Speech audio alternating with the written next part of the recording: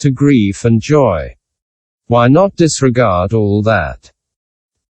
When the bodhisattva has attained this real joy, this relaxation and this equanimity, the 7 factors of enlightenment are complete. The 8 members of the path.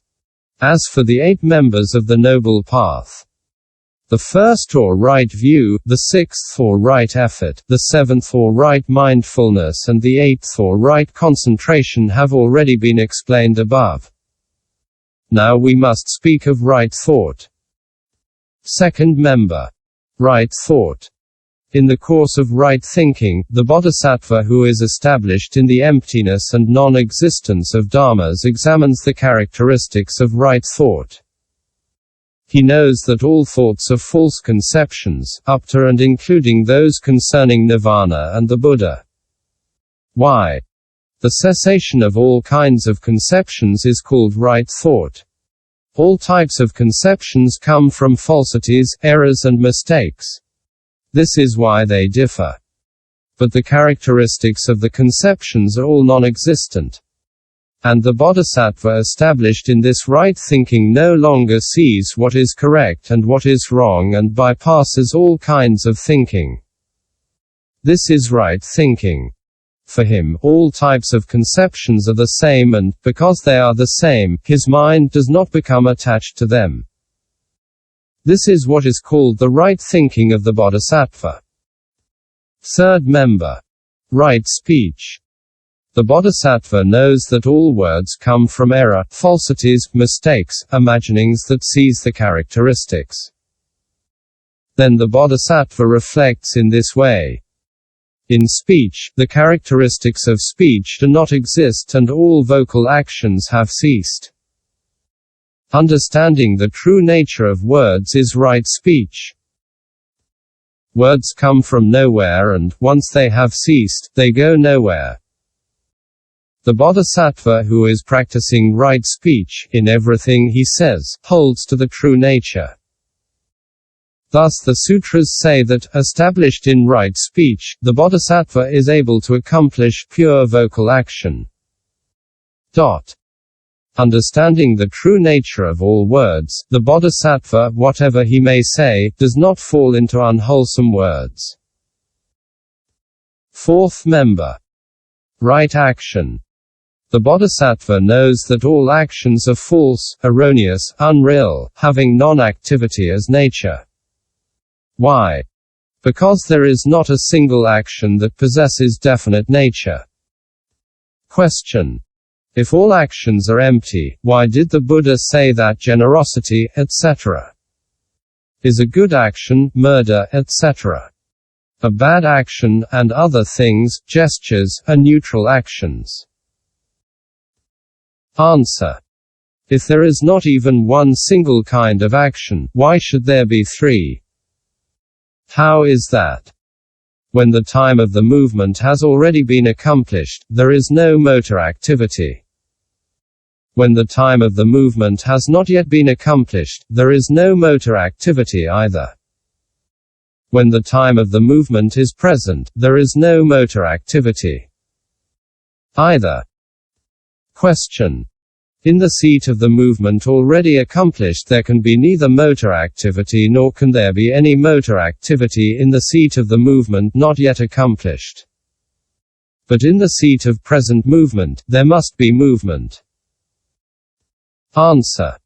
In the seat of present movement there is no movement. Why? Because the seat of present movement does not exist without a motor activity. If the seat of the present movement could exist without a motor activity, then it ought to involve movement, but that is not the case.